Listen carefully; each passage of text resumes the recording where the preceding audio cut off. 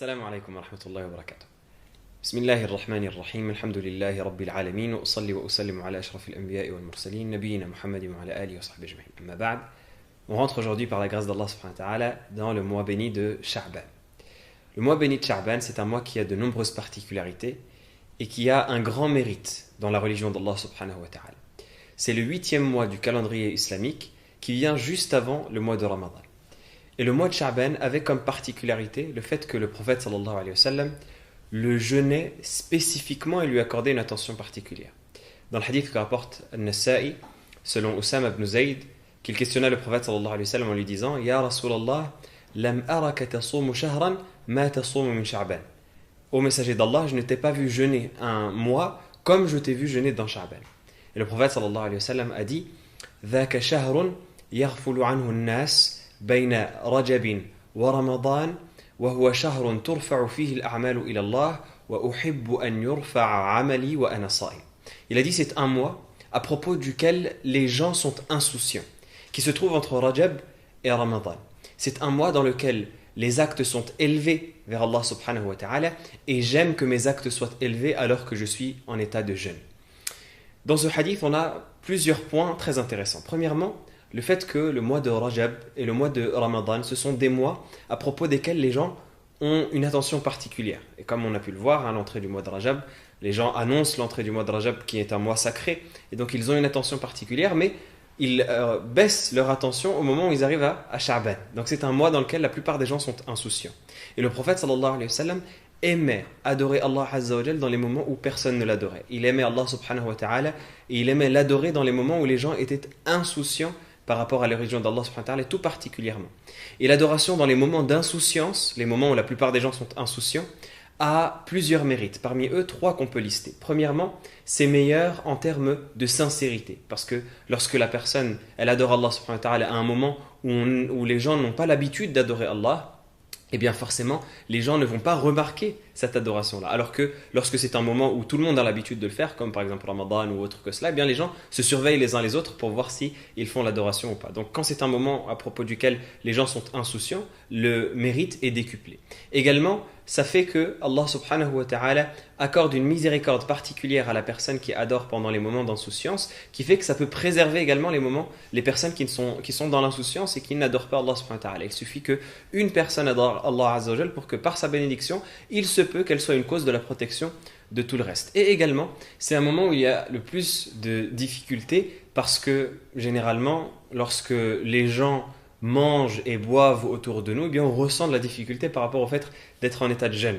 Donc il y a une plus grande difficulté et donc une plus grande récompense. Parce que les adorations qui sont difficiles, eh bien elles permettent d'avoir une plus grande récompense et elles permettent de mieux éduquer son âme. Donc lorsque la personne elle va jeûner dans ce mois-là où les gens n'ont pas l'habitude de jeûner, il se peut qu'elle sorte et que des gens par exemple l'invitent à manger ou des gens partagent un repas ou des gens même prennent un repas devant elle et qu'elle ne peut pas consommer ce repas avec eux, eh bien, elle va ressentir une difficulté qui va faire que sa récompense va augmenter. Bien sûr, la difficulté n'est pas à rechercher, mais lorsqu'il y a une difficulté dans une adoration, ça augmente sa récompense. Donc le prophète sallallahu alayhi wa sallam jeûnait particulièrement le mois de Sha'ban parce que c'était un mois à propos duquel les gens sont insouciants. Et également, il évoque une autre chose. Il évoque le fait que c'est un mois dans lequel les actes sont élevés vers Allah subhanahu wa ta'ala et le prophète sallallahu alayhi wa sallam aimait être en état de jeûne lorsque les actes étaient présentés à Allah subhanahu wa ta'ala. Les actes des serviteurs sont présentés à Allah subhanahu wa ta'ala durant ces périodes-là. Il y a 3 cycles dans lesquels les actes des serviteurs sont présentés à Allah subhanahu wa ta'ala. Le premier cycle, c'est un cycle journalier.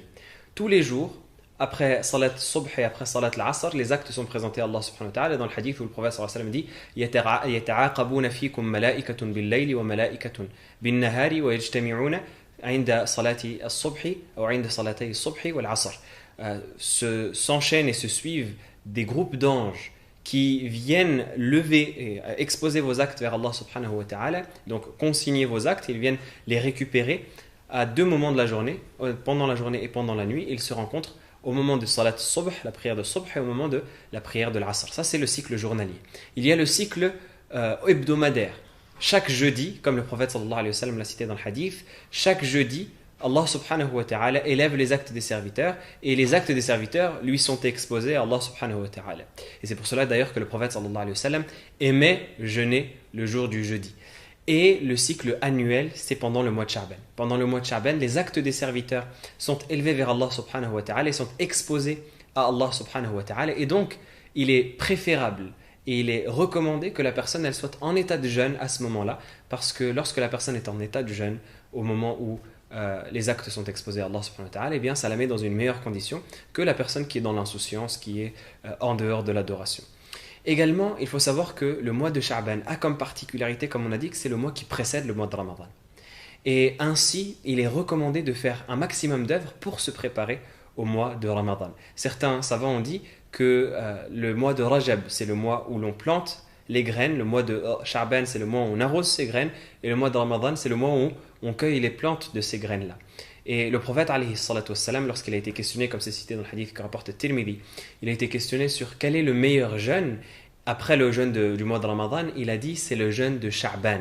Il a dit Sawmu Sha'ban ta'ziman li Ramadan. C'est le jeûne de Sha'ban par glorification de Ramadan, c'est-à-dire pour se préparer au jeûne du mois de Ramadan. Donc la personne, elle va jeûner le mois de Sha'ban pour se préparer au jeûne de Ramadan et pour que lorsque vienne le jeûne du mois de Ramadan, ce soit simple pour elle.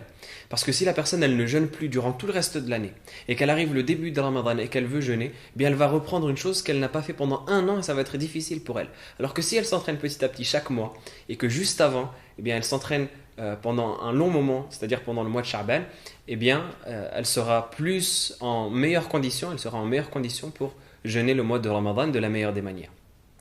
Et également, c'est pour cela que le prophète alayhi salatu wassalam jeûnait abondamment pendant ce mois-là, au point où Aïcha radiyallahu ta'ala anha, elle disait que c'était le mois où il jeûnait le plus. Elle disait que le prophète alayhi salatu wassalam ne jeûnait pas un mois plus qu'il jeûnait pendant Sha'ban à part Ramadan. Et il est même cité dans un hadith qu'elle a dit que le prophète sallallahu alayhi wa sallam jeûnait le mois de Sha'ban en entier. Elle a dit « Lam yakun an-nabiyyu sallallahu alayhi wa sallam yasumu shahran akthara min Sha'ban fa innahu kana yasumu Sha'ban kullahu » Le prophète sallallahu alayhi wa sallam ne jeûnait pas un mois plus que ce qu'il jeûnait dans le mois de Sha'ban parce qu'il jeûnait le mois de Sha'ban en entier. Et les savants divergent. Est-ce que c'est en entier réellement ou est-ce que c'est en entier pour dire la majorité? Mais en tous les cas, c'est recommandé de jeûner le mois de Sha'ban le plus qu'on peut. Le plus que l'on peut du mois de Sha'ban, quitte à le jeûner en entier, entièrement, comme c'est rapporté du prophète alayhi salatu wassalam ici. Et également, durant le mois de Sha'ban, on se prépare à tout ce qu'on va faire pendant le mois de Ramadan, également à toutes les adorations surérogatoires qu'on va faire pendant les journées et pendant les nuits de Ramadan. Donc le jeûne d'une part, mais également par exemple la lecture du Coran, qu'on fait particulièrement durant le mois de Ramadan. Au point où les pieux prédécesseurs disaient que le mois de Sha'ban c'est le mois des récitateurs, comme c'est rapporté de Salama ibn Kuhayl rahimahullah, qu'il disait « Shahru Sha'ban, Shahrul Qurra » Le mois de Sha'ban c'est le mois des récitateurs.